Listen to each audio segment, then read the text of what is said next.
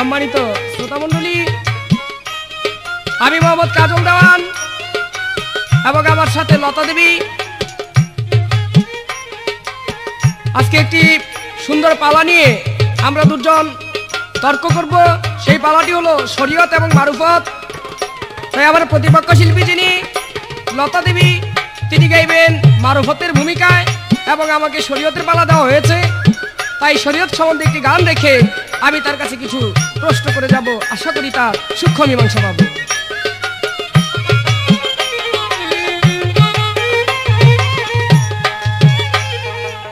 মেষের পালে সোনার মানুষ,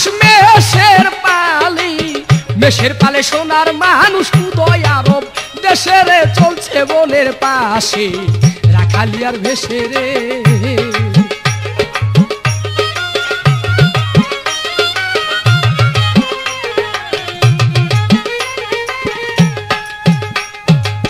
তিনি এসে দেখালেন সুপথ, যার নাম শরীয়ত তরিকত, আর রয় হাকিকত মারফত।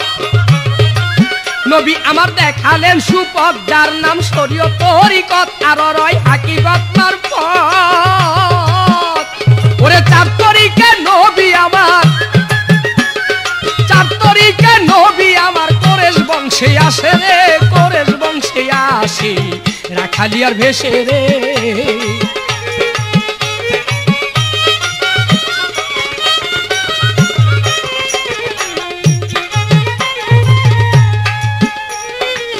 বনে নবী বকরি নিয়ে যায়, বাগে তার বকরি সব ফিরায়, সূর্যের তাপ মেঘে তার থামায়। বনে নবী বকরি নিয়ে যায়, বাগে তার বকরি সব ফিরায়, সূর্যের তাপ মেঘে তার থামায়। ওরে বাতাস করে ফোনা ধরে, বাতাস করে ফোনা ধরে, সর্পে কাছে এসে রে, সর্পে কাছে এসে রাখালিয়ার ভেসে রে।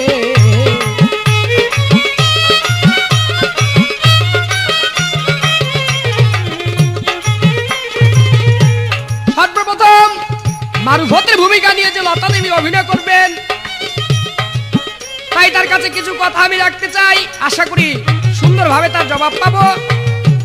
আমার সর্বপ্রথম জানতে ইচ্ছা করো না কাছে আবার ছোট্ট একটি প্যাচ, আপনি বলবেন মারুফতের ভূমিকা যখন নিয়েছেন, একটু আপনার ব্রেনটাকে আমি পরীক্ষা করে দেখি আপনার কিরকম মাথাটা।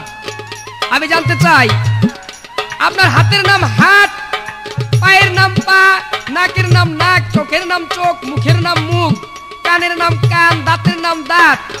এই অঙ্গ অর্থাৎ এই বডির প্রত্যেকটা জিনিসের আলাদা করে একটা নাম আছে। কিন্তু যখন আপনাকে কেউ ডাক দেয় এই লতা, সেই ডাক শুনে আপনি সাথে সাথে চলে আসেন। আমি জানতে চাই প্রত্যেকটা জিনিসের আলাদা আলাদা করে নাম আছে, কিন্তু লতা বলে ডাক দিলে আপনি চলে আসেন। সেই লতা কোন জায়গাটুকু একটু আপনি বলে দিবেন, আপনার এই অঙ্গ প্রত্যঙ্গের মধ্যে কোন জায়গাটুকু লতা। এই ছোট্ট করে একটা প্যাচ আপনার কাছে রাখলাম। সেই সঙ্গে আপনার কাছে আমার প্রশ্ন, আপনি বলবেন এই যে মারুফত মারুফত মারুফত আমরা শুনি, এই মারুফত মারুফত শব্দের অর্থ কি? এই মারুফত প্রথম কার কাছে ছিল, এখন বর্তমানে মারুফত কার কাছে আছে? ছোট্ট করে আপনার কাছে আমার দুই তিনটি কথা প্রশ্ন রইল, আশা করি সূক্ষ্ম মীমাংসা পাবো।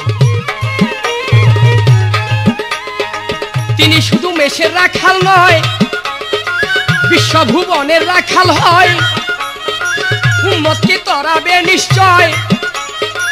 নবী আমার মেষের রাখাল নয়, বিশ্বভুবনের রাখাল হয়, উম্মতকে তরাবে নিশ্চয়। আমার দেওয়ান খালেক নয় পেরেশান, খালেক দেওয়ান নয় পেরেশান, তারে পাইবার আসে রে, তারে পাইবার আসে রাখালিয়ার ভেসে রে।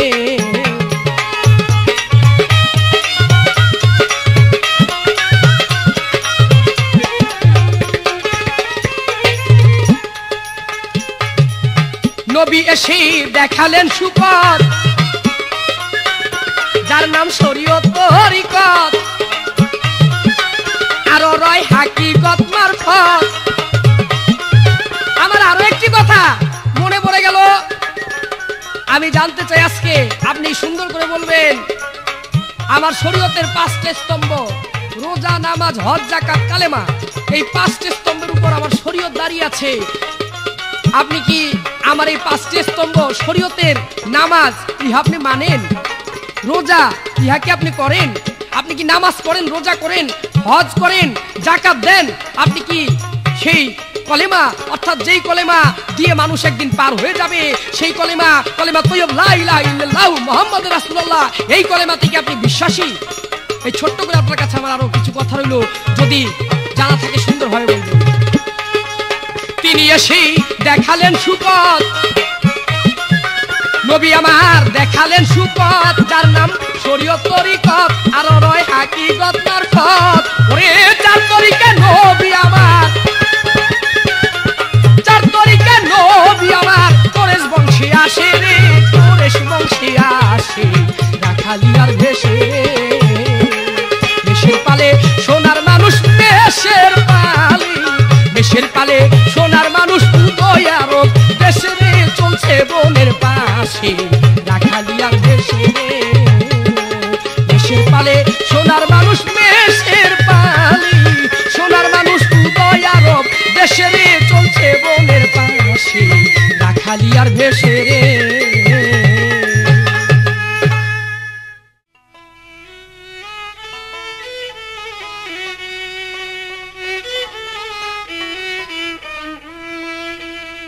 একবার ধ্যান করলে শুনতে পাবি,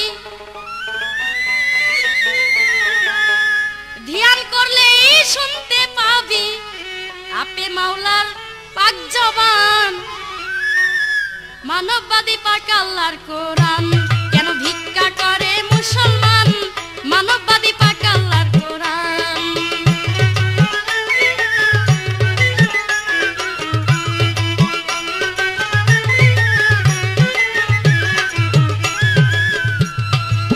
কোরআনে নামাজের কথা, ওয়াকি মুসালাতা, ওয়াকি অর্থ দ্বারা করায় আগে তারে জান।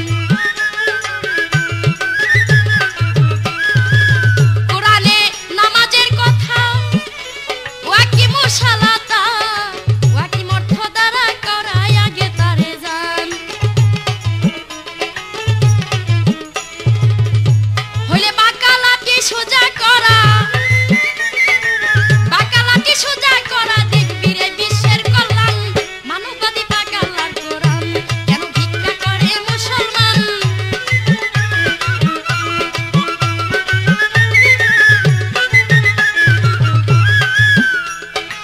হজ যাকাত ধনীর কুরবানি,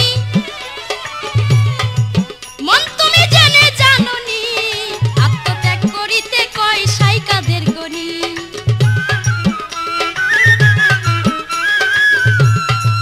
হজ যাকাত ধনীর কুরবানি, মন তুমি জেনে জাননি, আত্মত্যাগ করিতে কয় সাই কাদের গনি।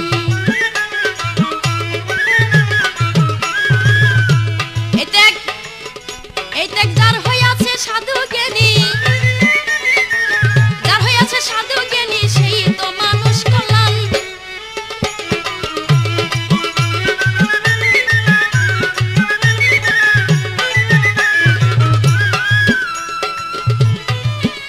কোরআন পড়লে হবে কি, তার ব্যাখ্যা না বুঝি, অনুমানে সারা কোরআন মুখস্থ করেছি।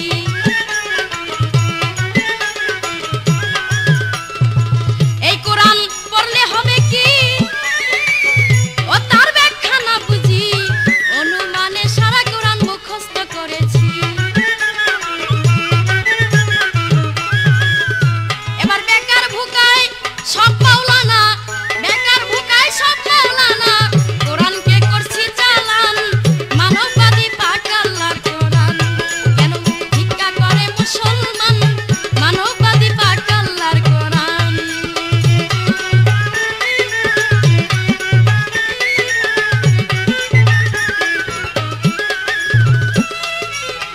আজকে আমাদের ধারা দিয়েছেন শরীয়ত এবং মারুফত। শরীয়তের ভূমিকা নিয়ে কাজল দেওয়ান সাহেব কিছু কথা বলে গেলেন। সেই কথা হলো, আমার ব্রেনটাকে পরীক্ষা করার জন্য সর্বপ্রথম জিজ্ঞাসা করেছেন যে হে লতা দেবী, তোমার সর্ব অঙ্গ দেখা যায় এবং সর্ব অঙ্গের নাম আছে, কিন্তু লতা দেবী নাম এইটুক কোন জায়গা? সুন্দর প্রশ্ন করেছেন।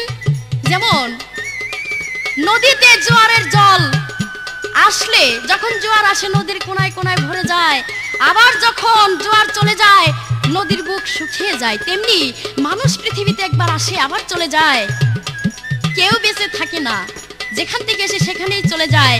তাই আমি মরার পর আমার মা বাবা আমার মরা লাশ সামনে করে নিয়ে কাঁদবে, আর লোকে জিজ্ঞাসা করবে কার লাশ? মা বাবা বলবে যে আমার লতা। সেই লতা নেই, লতা চলে গিয়েছে, ওই যে গিয়েছে ওইটাই লতা। এই হলো আপনার এক প্রশ্নের জবাব। দ্বিতীয় প্রশ্ন, মারুফত বস্তু কি? মারুফত বস্তু হলো গোপন, যেটাকে বলা হয় গুপ্তধন, সেটাই আমার মারুফত বস্তু। দ্বিতীয় কথা, এই মারুফত সর্বপ্রথম কে ছিল? মারুফত কার কাছে ছিল সর্বপ্রথমে, এবং দ্বিতীয় থেকে পাইলেন, তৃতীয় থেকে পাইলেন? সর্বপ্রথমে এই মারুফত ছিল আল্লাহ পাকের কাছে, দ্বিতীয়তে রাসূল পাককে, রাসূল পাক মেরাজে গেলেন, ওখান থেকে আল্লাহ পাক রাসূল পাককে দিলেন, এবং রাসূল পাক আবার হযরত আলীকে মৃত্যুর সময় দিয়ে গিয়েছে।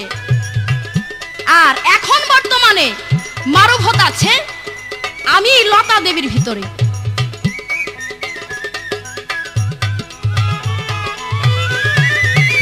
কোরআনে নামাজের কথা ওয়াকি মুসালাতা, ওয়াকি অর্থ দ্বারা করায় আগে তারে জান,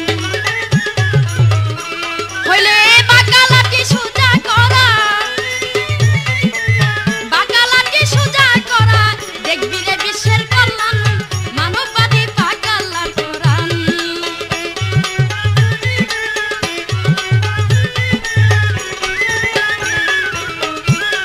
আমাকে আরেকটি কথা জিজ্ঞাসা করেছেন কাজল দেওয়ান সাহেব, প্রথমে আপনার ভাব অন্যরকম দেখা যাইতেছে, যাই ভাব দেখান সামনের দিকে একটু খেয়াল করে দেখেন, কারণ আপনিও মাতাল রাজ্জাক দেওয়ানের ছেলে, আমিও রাজ্জাক দেওয়ানের মেয়ে, আপনার থেকে বাহাদুরি কিন্তু আমার কম নয়, একই বাপের সন্তান। তাই আপনি জিজ্ঞাসা করেছেন এই শরীয়তের হজ জাকাত কলেমা পঞ্চবেনা মানো কিনা? হ্যাঁ, হজ জাকাত কলেমা আমি মানি, মানবো না কেন? কিন্তু এখানে বুঝতে হবে মারুফতের কলেমা, মারুফতের হজ, মারুফতের জাকাত সবকিছু ভিন্ন, আকাশ জমিন তফাৎ। আপনি যেভাবে আপনার রোজা নামাজ আদায় করেন আমি ওইভাবে আদায় করি না।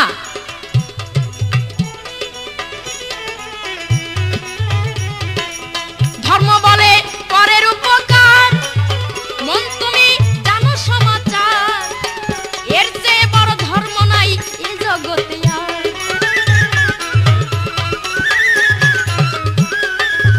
আমার গানের প্রথম কথাই আছে, কেন ভিক্ষা করে মুসলমান, মানববাদী পাক আল্লাহর কোরআন।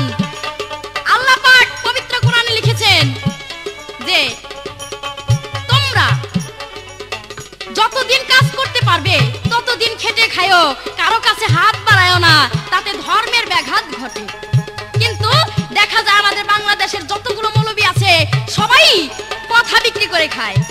তাই আমি বলি আপনারা এখনো সময় আছে, ভিক্ষা বাদ দিয়ে দেন, ভিক্ষা করা জাতির অপমান, এর জন্য এই গানটি গাইতেছি। ধর্মে বলে পরের উপকার, মন তুমি জানো সমাচার, এর চেয়ে বড় ধর্ম নাই এই জগতে আর।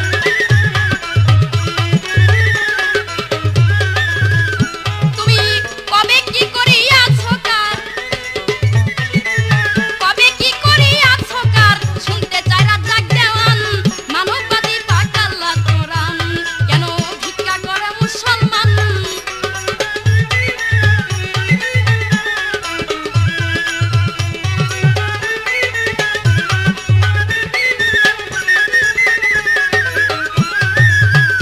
এইবার প্রথমে আলেম সাহেবের কাছে আমার জিজ্ঞাসা, আপনি ওযু করলেন, আপনার হাত মুখ ধুইলেন, যেমন এই হাত দিয়ে কু জিনিস ধরেছেন, এই মুখ দিয়ে কু কথা বলেছেন, এই পা দিয়ে আপনি কুপাতে চলেছেন, যার জন্য আপনার হাত মুখ ধুয়ে আপনি পবিত্র করে ঘরে গেলেন নামাজ পড়ার জন্য। এবার নামাজের বিছানায় দাঁড়াইলেন, দাঁড়ানোর পর এক রাকাত নামাজ হয়ে গেল, দেখা গেল আপনার মানে কু জায়গা দিয়ে একটু কুবাতাস বের হয়ে গেল। এই কুবাতাস বাইর হয়ে যাওয়ার পর আপনি নামাজ বাদ দিয়ে দৌড়ায় চলে গেলেন বাইরে, বাইরে গিয়ে হাত ধুইলেন, পা ধুইলেন, ওই আগের মতো ওযু করলেন। কিন্তু দেওয়ান সাহেব আপনার কাছে জিজ্ঞাসা, এই যে যেই জায়গা আপনি দোষ করলো, মানে যেই জায়গা দিয়ে আপনি কুবাতাস বাইরে এলো, ওই জায়গাটার কি করলেন? ওই জায়গাটা কোনো বিচার করলেন না। এই জবাব আপনার কাছে সঠিকভাবে চাই। ধর্মে বলে পরের উপকার মন তুমি জানো সমাচার, এর চেয়ে বড় ধর্ম নাই এ জগতে আর, তুমি কবে কি করিয়াছো কার। আরেকটি প্রশ্ন আপনার কাছে, রাসূল পাক মসজিদ থেকে নামাজ পড়ে মসজিদের বারান্দায় এসে দেখেন মসজিদের সামনে দিয়ে এক বিরাট মাওলানা পায়চারি করতেছে, ঘুরতেছে। রাসূল পাক জিজ্ঞাসা করলেন, তুমি কোন মাওলানা? আর ওই লোক বলতেছে, আমারে চিনেন না? রাসূল পাক বলতেছে, না আমি তোমাকে চিনি না। আর ওই লোক বলতেছে, চিনেন না? রাসূল পাক আবার বলছে, না আমি তোমাকে চিনি না। এইবার ওই লোক বলছে, আমি সেই জন। রাসূল পাক বলছে, তুমি কোন জন? আর ওই লোক বলছে, আমি সেই বড় জন। আর রাসূল পাক বলতেছে যে আপনি বড় জন কোন জন? এই কথা শোনার পর ওই লোক রাসূল পাকের কানে কানে গিয়ে বলতেছে আস্তে আস্তে যে আমি সেই মুকরুম শয়তান। তো এই কথা শোনার পর রাসূল পাক বলতেছে, নাউজুবিল্লাহ নাউজুবিল্লাহ, তুমি এখানে আসছো কেন? আর শয়তান বলতেছে, আমি আসছিলাম আপনার পিছনে এই মসজিদে যারা নামাজ পড়লেন ওই নামাজীদের পুটকিতে চাবি দেওয়ার জন্য। তো এই কথা শোনার পর রাসূল পাক বলছে যে পুটকিতে চাবি দিলা না? আর শয়তান বলতেছে, চাবি দিতে পারলাম না। রাসূল পাক বললেন, কেন? আর ওই শয়তান বলতেছে, ওই যে মসজিদের কোন এক খেজুর গাছের নিচে এক মারুফতের ফকির নাক ডেকে ঘুমাসতেছে, ওই ফকিরের নাক ডেকে ঘুমাসা দেখে আমি ভয়ে মসজিদে ঢুকতে পারলাম না এবং নামাজীদের পুটকিতে চাবি দিতে পারলাম না। আমার জিজ্ঞাসা, ফকিরের নাক ডেকে ঘুমাসা দেখে শয়তান পুটকিতে চাবি দিতে পারে না নামাজীদের, আপনি শুধু জবাব দিবেন জানা থাকলে ওই মারুফতের ফকিরের নাম ছিল কি? ধর্মে বলে পরের উপকার মন তুমি জানো সমাচার, এর চেয়ে বড় ধর্ম নাই এ জগতে আর, ওরে কবে কি করিয়াছো কার,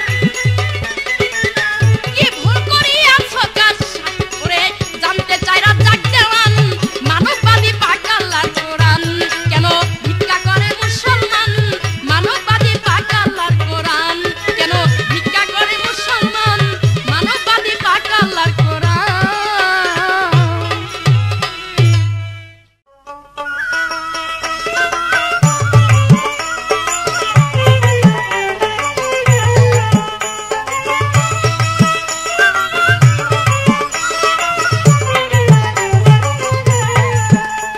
ধন্যবাদ লতা দেবী তোমাকে। প্রথম আসর নিয়ে আমি একটি গান রাখলাম, সেই গানটি হলো আমার মেষের পালে সোনার মানুষ উদয় আরব দেশেরে চলছে বনের পাশে রাখালিয়ার ভেসেরে। কত সুন্দর একটি গান রাখলাম। আর তার পিছনে একটি গান গাইলেন, কেন ভিক্ষা করে মুসলমান মানববাদী পাক আল্লাহর কোরআন।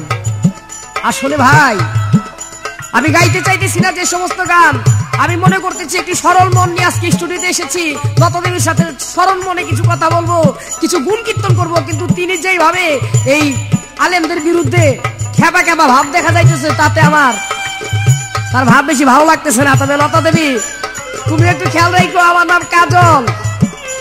আর কাজল আমার নামের কিন্তু একটা ব্যাখ্যা আছে, সেটা হলো কাজল কিন্তু চোখে দেয় মানুষে। আর এই চোখের কাজল যদি জামার মধ্যে মাখো তাহলে কিন্তু কালি হয়ে যাবে। তাই কাজল চোখের রাখার চেষ্টাই করো, জামার মধ্যে মেখো না, তাতে কালি হয়ে যাবে। সেই দিকে যেন লক্ষ্য থাকে তোমার, এটা তোমার কাছে অনুরোধ রইল। তাই ওই গানের পিছনে একটা গান আইসা পড়লো, গাইতে চাইতেছি না তবুও মানে তোমার কথার পিছনে আমার গানটা আইসা পড়লো, নয়তো আমি গাইতাম না। নিষেধ বারে বারে খবরদার বলছে রাসূলুল্লাহ, লয়ো না চুলাই ফকিরের সল্লাহ। ও নিষেধ বারে বারে খবরদার বলছে রাসূলুল্লাহ, লয়ো লইও না চুলাই ফকিরের সল্লা।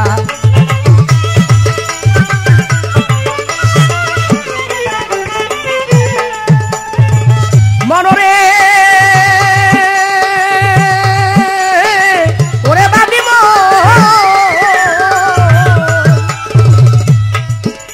ওরে মুসলমান করিলে দাবি রাসূলের শরীয়ত নিবি কোরআন খুলে পড়রে বিসমিল্লাহ।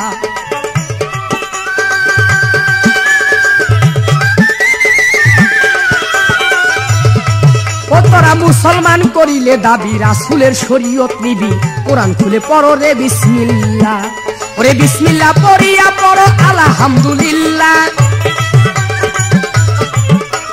বিসমিল্লাহ পড়িয়া পড়ো আলহামদুলিল্লাহ, লইও না চুলাই ফকিরের সল্লা। ও নিষেধ বারে বারে খবরদার বলছে রাসূলুল্লাহ, লইও না চুলাই ফকিরের সল্লা।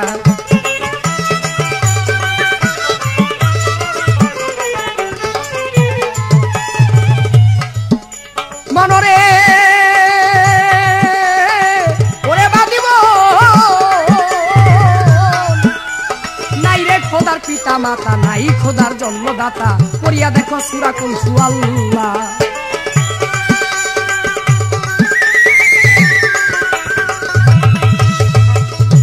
ভাই কি বলবো দুঃখের কথা,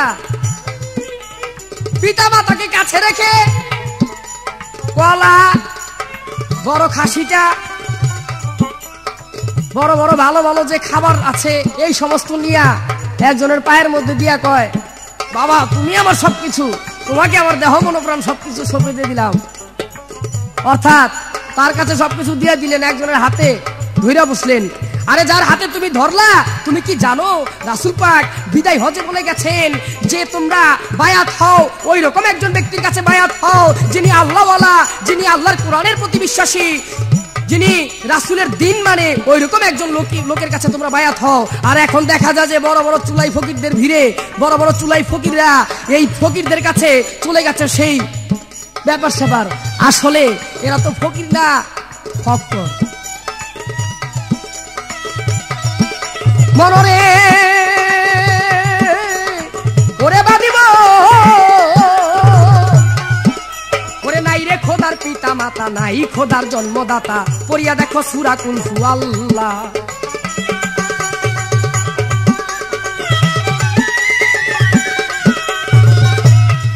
ও ভাই রে নাই রে খোদার পিতা মাতা, নাই খোদার জন্মদাতা, পড়িয়া দেখো সূরা কুল আল্লাহ। আমার খোদারে শরীক বানালে কাটা যাবে কল্লা, ওই আল্লাহরে শরীক বানালে কাটা যাবে কল্লা, লইও না চুলাই ফকিরের সল্লা। ও নিষেধ বারে বারে খবরদার বলছে রাসূলুল্লাহ, লইও না চুলাই ফকিরের সল্লা।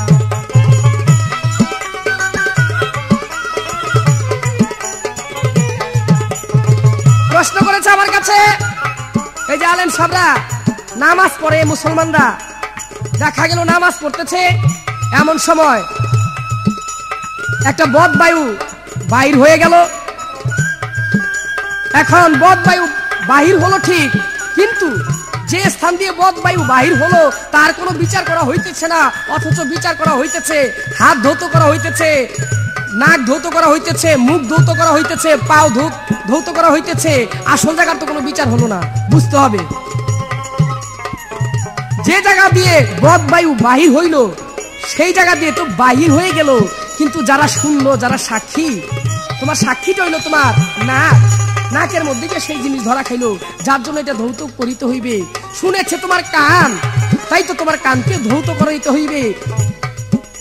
এর জন্য ওই জায়গা রেখে তোমার হাত পাও, মুখমণ্ডল, এই সমস্ত অর্থাৎ যা দিয়ে তুমি ঘ্রাণ নিলে ওই জায়গাগুলো পরিষ্কার করে ফেললেই পরিষ্কার হয়ে গেল। আর সবচেয়ে বড় পরিষ্কার হইল মন, এইটা পরিষ্কার করলে আর কোনো কিছুই লাগে না। প্রশ্ন করেছেন আরেকটি, একদিন রাসূল পাক নামাজ শেষ করে মসজিদ ঘর হইতে যখন বাইর হইলেন, দেখা গেল এক ব্যক্তি এসে বলতেছে, আমি এক নামাজি। তুমি রাসূল কয় তুমি কোন নামাজি? কয় আমি তোমার বড় নামাজি। কয় তুমি এইখানে আসছো কেন? কয় আমি আসছি এইখানে এই নামাজিদের মার্গের মধ্যে চাবি দেওয়ার জন্য। ভাই রে কথা যে কও একটু খেয়াল করে কথা বলে হয়। কয় মাইনি মুখে যায় তাই কয় পুটকির মধ্যে। আরে মুখটা যে একটা মার্গ এটা তুমি জানো কিনা? এটা সুন্দর করে কইলে কথাটা সুন্দর হয়। আসলে পালায় পড়ছে ব্যাক কলের লগে। যাক, কয় এমন একজন ফকির সেই মসজিদে ছিল, মসজিদ করে নাক ডাইকা ঘুমাইতেছেন। আরে নাক ডাইকা ঘুমায় নাই, সেই ফকির ছিল হযরত আলী। তিনি মসজিদের বারান্দায় চুপ করে বসেছিলেন, কারণ তার শরীর অসুস্থ ছিল বিদায়। হযরত আলী চুপ করে বসে আছেন, আর সেই জায়গার মধ্যে নামাজিরা নামাজ পড়তেছে। রাসূল পাক যখন বললেন যে তুমি কে, ওই ব্যক্তি পরিচয় দিল আমি শয়তান। যে তুমি তাহলে এখন নামাজিদের মার্গে চাবি দিতে পারতেছ না কেন? ওই যে দেখা যাইতেছে শরীয়তের এক বড় আলেম, শরীয়তের একজন প্রধান, যার কাছে শরীয়তের ভাগ রাখা হয়েছে, যাকে শরীয়তের টাইগার বলা হয়, সেই হযরত আলী বসা, যার জন্য সেই শরীয়তের মাওলানাকে দেখে শয়তান পর্যন্ত চলে গেছে। আর তুমি তো 2 বছর এক ফকির, কোন দিক জানি যাই বাসকা, খেয়াল ঠিক থাকে যেন তোমার।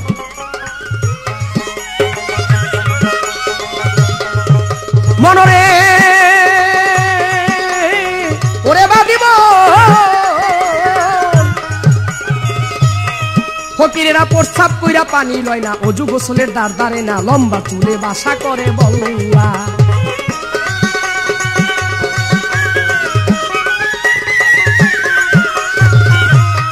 ফকিরেরা প্রস্রাব কইরা পানি লয় না, অজু গোসলের দাঁড় দাঁড়ে না, লম্বা চুলে বাসা করে বল্লা। ও তারা গাছতলাতে শুইয়া থাকে রে,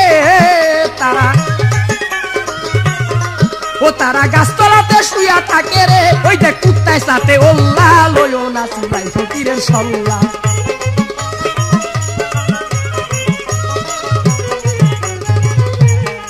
এইবার তোমার কাছে আমার প্রশ্ন, তুমি সুন্দর করে জবাব দিবা তো? আমি জানতে চাই, তোমার কাছে প্রশ্ন ছিল আমার শরীয়তের এই নামাজ রোজা এই সমস্ত তুমি মানো কিনা? তুমি বলেছো যে হ্যাঁ শরীয়তের নামাজ রোজা সবকিছু আমি মানি। বেশ সুন্দর।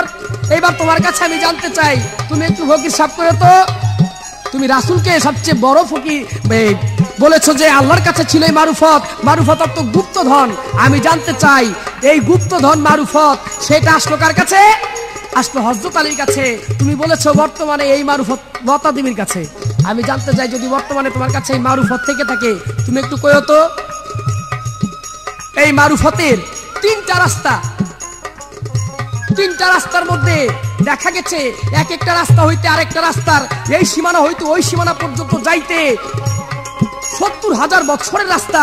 আমি জানতে চাই এই মারুফতের রাস্তা দিয়ে কোন এক ব্যক্তি 70,000 বছরের রাস্তা পাড়ি দিয়ে চলে গিয়েছিলেন, সেই ব্যক্তিকে, এবং সেখানে যে তিনি অমর হয়েছিলেন সেই ব্যক্তি কিভাবে গেল, সেই ব্যক্তি কে ছিল, কিভাবে গেলেন এই মারুফতের রাস্তা দিয়ে। এই একমাত্র একটি তোমার কাছে প্রশ্ন হইল, ইয়ার বেশি আমি জিজ্ঞাসা করবো না। মনরে ওরে বাদিব ওরে আলাউদ্দিন ভেবে বলে, মুরিদ কইরা দলে দলে, ওই বেটা গো জাহান্নামে মারলা।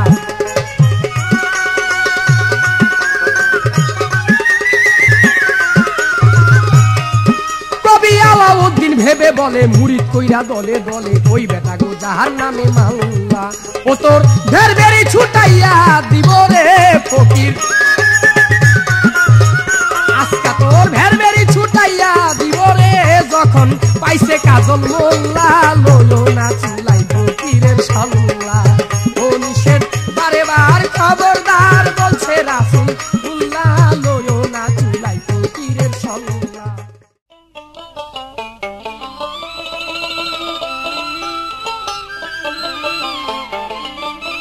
বেশ সুন্দর। এইবার কাজল দেওয়ান সাহেব আমাকে কিছু নিন্দাচারী বলেছেন। তার নিন্দাচারী হলো, গান গেয়েছেন নিষেধ বারে বার খবরদার বলছে রাসূলুল্লাহ, লয়ও না চুলাই ফকিরের সল্লা। আমি কিন্তু ওনাকে কোনো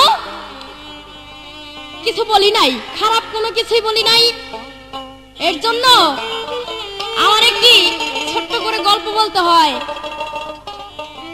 এক গ্রামের লোক যাবে টাউন বেড়াইতে, তা উঠছে ট্রেনে ওঠার আগে ট্রেন স্টেশন থেকে খাইছে ডাবলি ভাজা, মটর ভাজা, ঝালমুড়ি, ডিম, চটপটি মানে কয়েক নষ্টর যতগুলো জিনিস আছে সবগুলা খায় উঠছে ট্রেনে।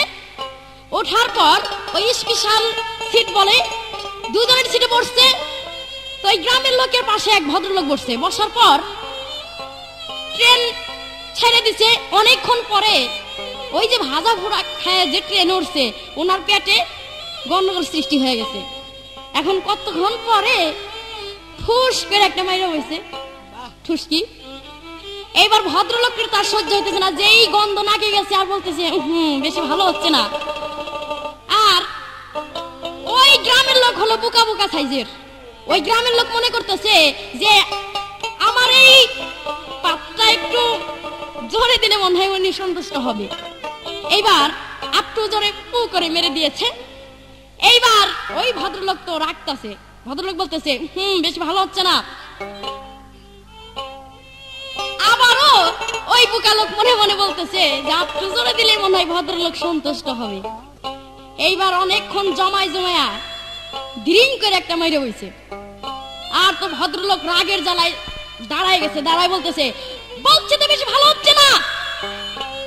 আর ওই গ্রামের পাদালা লোক বলতেছে ভাই, আপনার মন সন্তুষ্ট করার জন্য অনেক কষ্ট করে এই পাত্র আমি দিছি, কিন্তু এর চেয়ে ভালো আর আমার কাছে নাই। তো কাজল দেওয়ান সাহেব মনে করছেন যে অশ্লীল ভাষা বললে আর খারাপ ভাষা দিয়ে গান গাইলে বুঝি ক্যাসেট ভালো হবে এবং আপনি জয় করতে পারবেন। এতে ভদ্রলোকের কাছে আপনি এক পয়সারও দাম পাইতেছেন না। আপনি ভাবতেছেন যে এর চেয়ে জোরে কইলে বুঝি আরো ভালো হবে না। এইবার গানটা শুনেন, যেমন গান গাইছেন আপনি যেমন বলবেন আমিও তেমন বলবো। ওরে কুলমিন মুমিনিন আর সেই আল্লাহ, কুলবিন মুমিনিন আর সেই আল্লাহ, এই তো আল্লাহর ঠিকানা। মসজিদ ঘরে আল্লাহ থাকে না, ওরে মাওলানা মসজিদ ঘরে আল্লাহ থাকে না, ওরে মাওলানা মসজিদ ঘরে আল্লাহ থাকে না।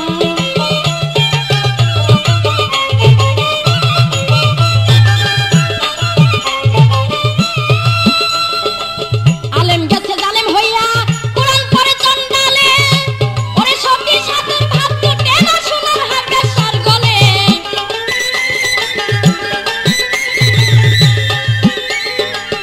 আলেম গেছে জালেম হইয়া, কোরআন পড়ে চন্ডালে,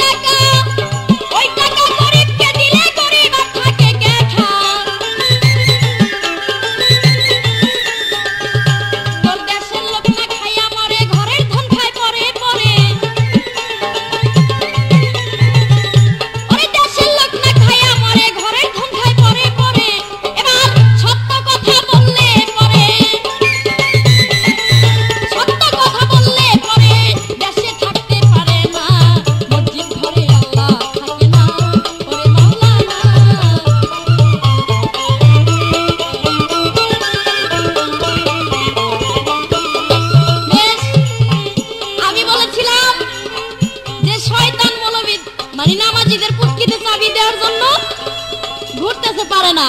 উনি দাঁড়ায় বললেন কি জানেন, কয় লতা দেবী তুমি এই অশ্লীল ভাষাটা কেন বললাম? কয় মুখে কোনো বেড়া নাই। ইসরে কি কম আপনারে, আমার বেড়া ঠিকই আছে, মুখে বেড়া নাই আপনার। পুটকি অর্থ কি আপনি জানেন? পুটকি অর্থ হলো এই যে যেমন নামাজে দাঁড়ায় বলতেছে আল্লাহু আকবার, আল্লাহু আকবার বলার পর কানে হাত দিল, কিন্তু তা নয়, এইভাবে না, বলতে হবে আল্লাহু আকবার, এই কানের মাঝখানে হাত কানে দিতে হবে। আর যদি আল্লাহু আকবার কয়ে যদি আপনি হাত কানে দেন, এই যে ফাঁকটা পরে যে আপনি হাত দিলেন কানে, এই ফাঁকটার ভিতরেই আপনার শয়তান যাবে। এই ফাঁকটাকেই বলা হয় পুটকি। পুটকি অর্থ ফাঁক। এটা কোনো অশ্লীল নয়, আপনার বোঝার ভুল। কানে শুনেন না, কানে তালা মারছেন, শুইলেন, নাইলে বাইরে গিয়া খোল সভা করে আসেন কানের। দিনহীন রাত যাকে বলে মানুষে মানুষ রতন, তোমরা এই মানুষকে ভালোবাসো বেঁচে আছো যতক্ষণ।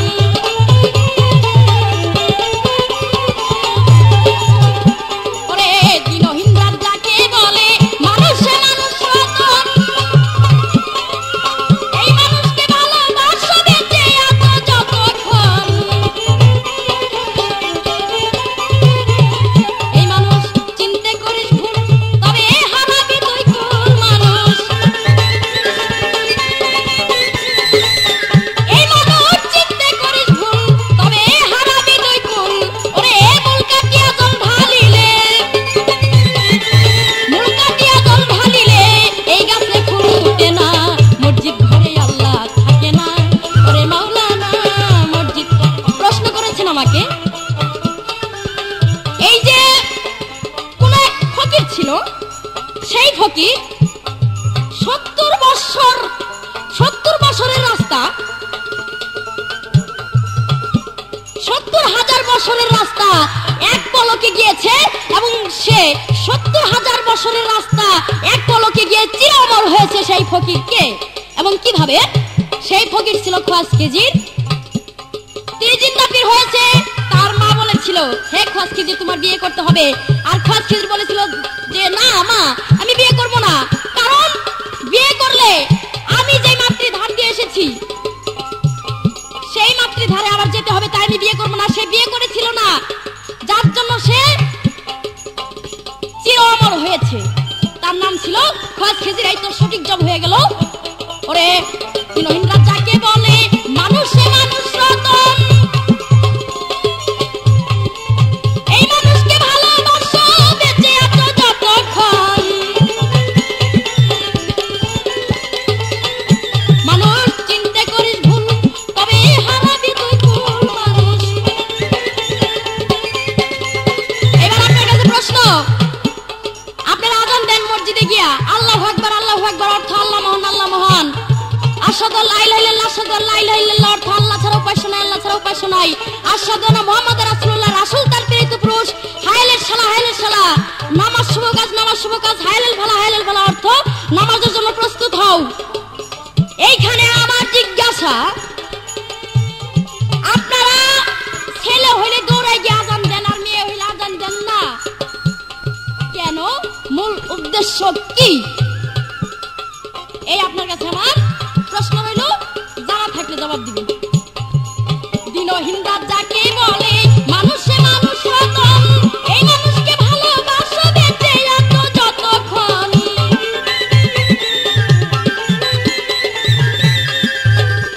ওরে দিনহীন রাত যাকে বলে মানুষে মানুষ রতন, এই মানুষকে ভালোবাসো বেঁচে আছো যতক্ষণ, বেঁচে আছো যতক্ষণ। মানুষ চিনতে করিস ভুল, তবে হারাবি তুই কুল মানুষ।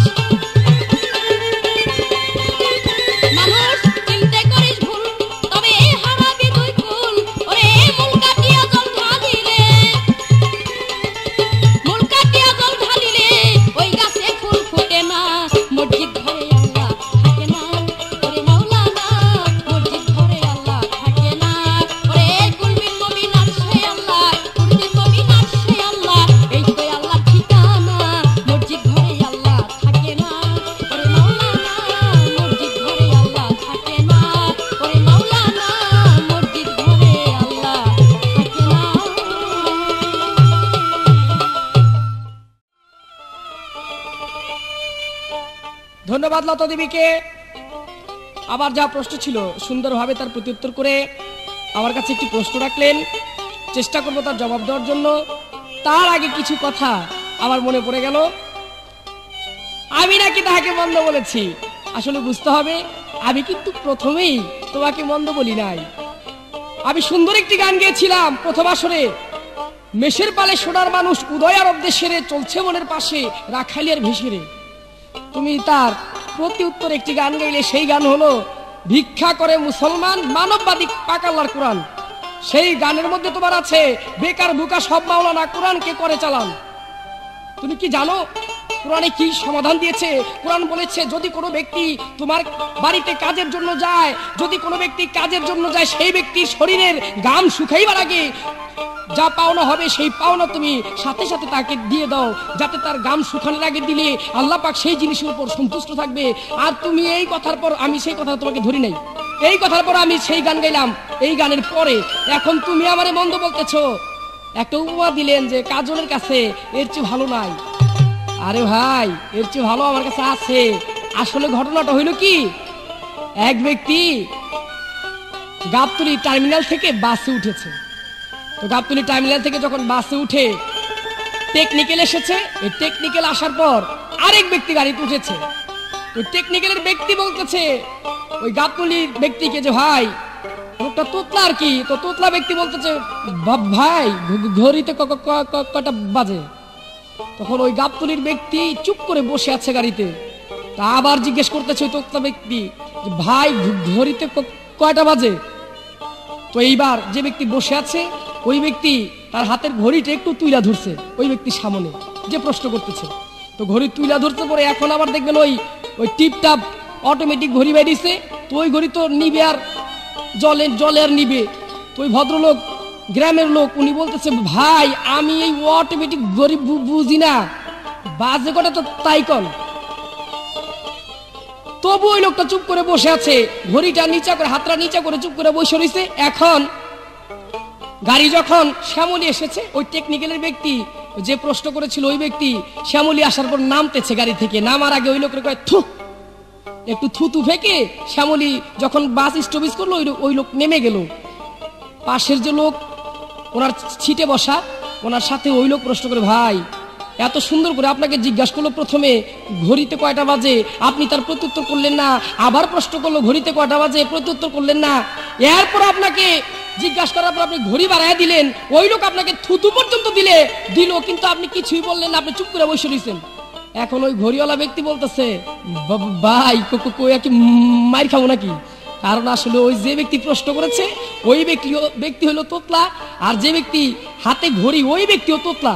কারণ এখন যদি বলতে চায় তাহলে কবে যে আমার ভেঙেইতেছে, লাগবে একটা মারামারি, যার জন্য ওই লোক ধৈর্যের সহিত চুপচাপ বসে রয়েছে। আসলে ভাই কইতে পারি, কিন্তু উপর দিকে ছাপ ফালাইলে নিজের গায়ে পড়ে, সেই দিকে লক্ষ্য করে আসলে কিছু কইতে চাই না। একটা গান তোমার গানের পিছনে আইসা পড়ছে, যার জন্য গাইতে হয়। মোশরেক হইতে মাগরিব শরীয়তের জয় শরীয়ত, সহজ কথা নয় শরীয়ত, সহজ কথা নয়।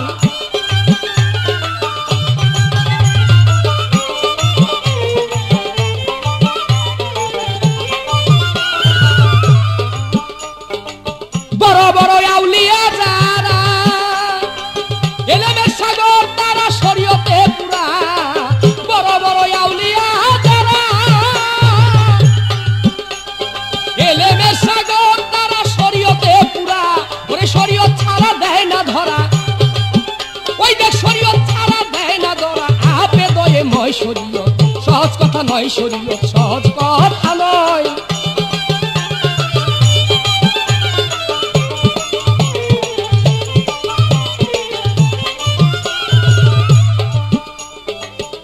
পীর আব্দুল কাদের জিলানী ওরে যার কাছে রাখিল মাওলা শরীয়তের খনি, বড় পীর আব্দুল কাদের জিলানী যার কাছে রাখিল মাওলা শরীয়তের খনি। ও তার 2 রাকাত নফল নামাজি, ও তার 2 রাকাত নফল নামাজে কোরআন খতম হয় শরীয়ত, সহজ কথা নয় শরীয়ত, সহজ কথা নয়।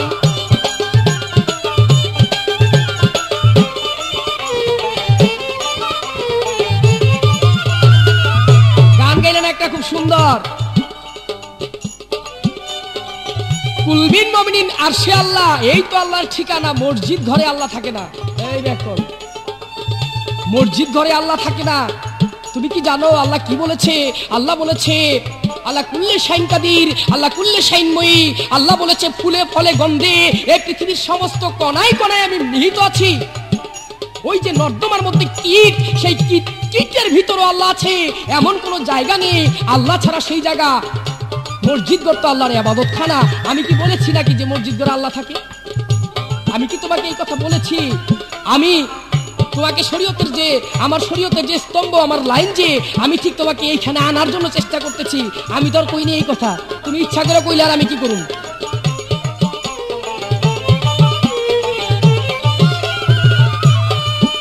তুমি জানি আলো হাদিসের বিষয়, একটা আলেম লোকের মুখ দেখিলে 10টা নেকি হয়।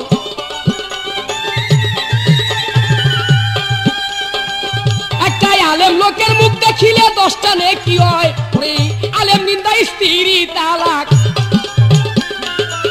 আলেম নিন্দা স্ত্রী তালাক। আলাউদ্দিন কয় শরীয়ত সহজ কথা নয়, শরীয়ত সহজ কথা নয়।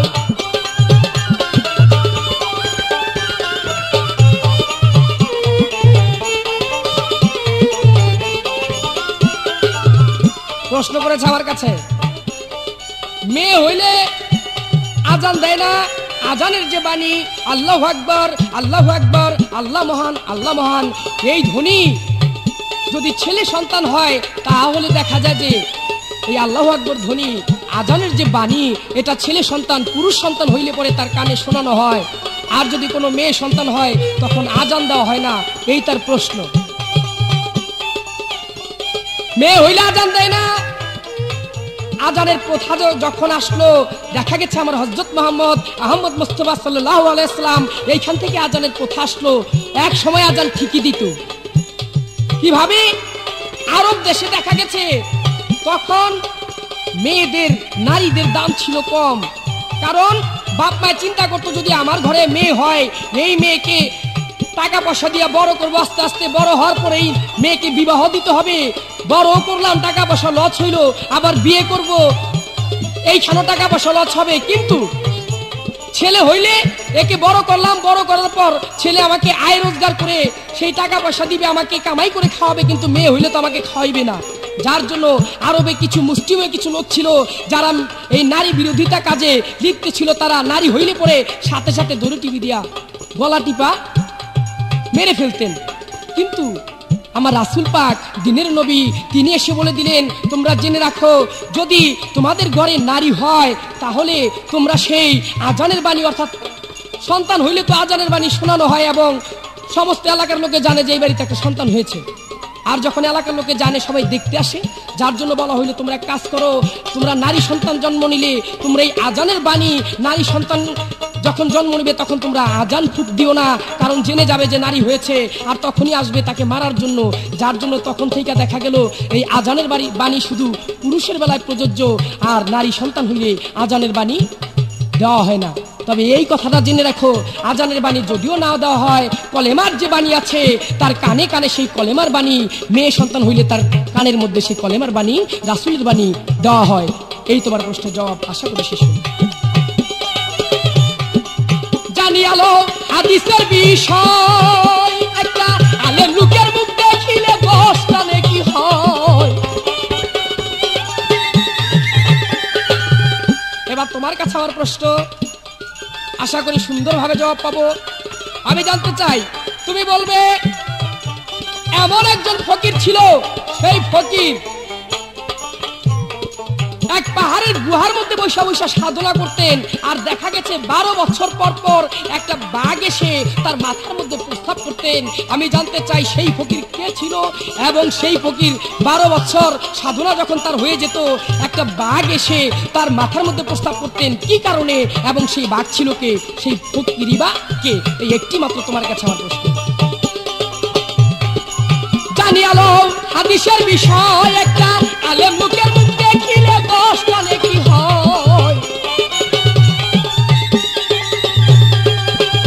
একটা আলেম লোকের মুখ দেখিলে 10টা নেকি হয়। ওরে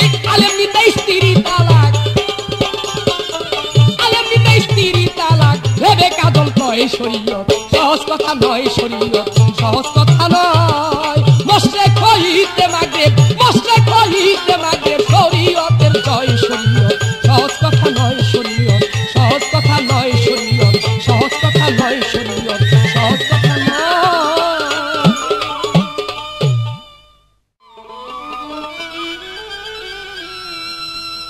কাজল দেওয়ান সাহেব শরীয়তের ভূমিকা নিয়ে সুন্দর একটি উপমা দিয়েছেন। সেই উপমা হলো এই যে মিয়া গড়িতে কয়টা বাজে, এই উপমা দেওয়ার পর বললেন যে উপরের দিকে থুতু ফেলাইলে নিজের উপরে পড়ে, কি বলবো, কেন কিছু বলার নাই।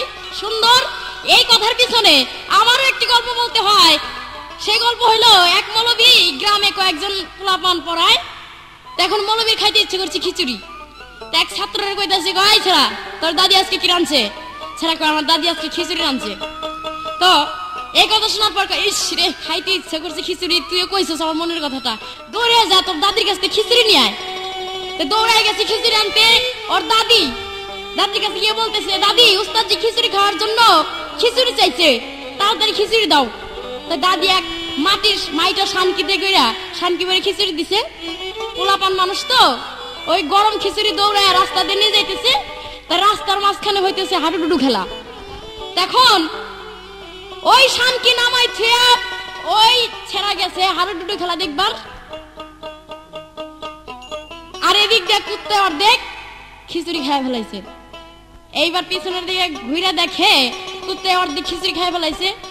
দৌড়ায় গিয়ে খিচুড়ি শানকির কাছে গিয়া কয়, দূর দূর কুত্তা, এই খিচুড়ি নিয়ে আমার উস্তাদ জিল্লে গার তুই অর্ধেক খায় ফেলাইলি, যে যেখানে খাইছে দাগ হয়েছে ওইটা ঝাইকে ঝুঁকে নিয়ে গেছে উস্তাদজির কাছে নিয়ে বলতেছে, উস্তাদজি খিচুড়ি আনছি। এইবার উস্তাদজি খিচুড়ি খাওয়ার পর বলতেছে, কয় খিচুড়ি অনেক দিন আগে খাইতে ইচ্ছে করছিল, এইটুক খিচুড়ি তোর দাদি দিল, আমার পরানটা বললো না খাইয়া। অন ছেড়া কইতেছে, কয় উস্তাদজি খিচুড়ি আমার দাদি ঠিকই দিছিল। কয় কি হয়েছে? কয় রাস্তায় এসে হাডুডুডু খেলা দেখবার গেছি, আর কুত্তা অর্ধেক খেয়ে বলেছে। এই কথা শোনার পর মৌলবীর শরীরে লেগেছে আগুন ধীরা। হ্যাঁ আমার কুত্তায় খাওয়াটা খাওয়াইলি? এই কথা কয়া ছেড়া শানকি দিছে ভাইয়া, ঠাস করে আসার দিয়ে ভাইয়া লাইছে শানকি। এখন ছেড়া তো কানতেছে।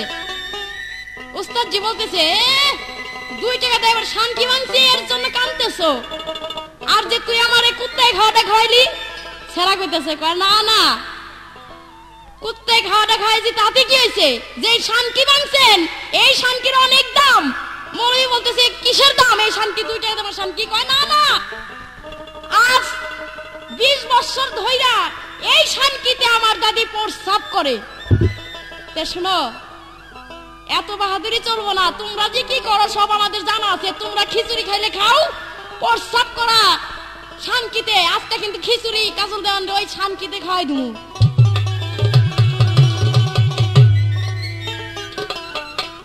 শুনি রে ও মাওলানা, কাজ করো না কি ব্যাপার গো, কাজ করো না কি ব্যাপার, শুয়া শুয়া খাইলা খানা কামাই কি তোর বাপ দাদার।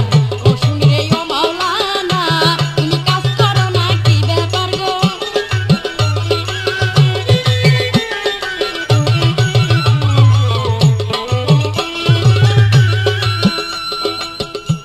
যদি নবীজির আদর্শ গো তুলি, মাওলানা পড়বে মুখে চুনার কালি।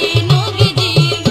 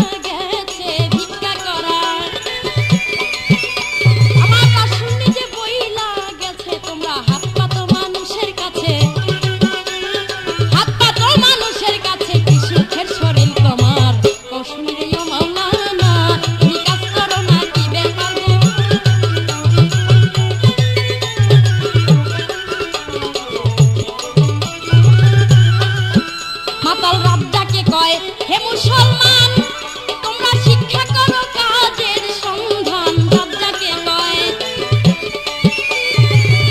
তোমরা শিক্ষা করো কাজের সন্ধান এই ভিক্ষাতে জাতির অপমান ওরে ভিক্ষাতে জাতির অপমান ভিক্ষুক জাতি শত্রু আল্লাহ ও শুনি রে ও নামাজি তুমি কাজ করো নাকি বেকার গো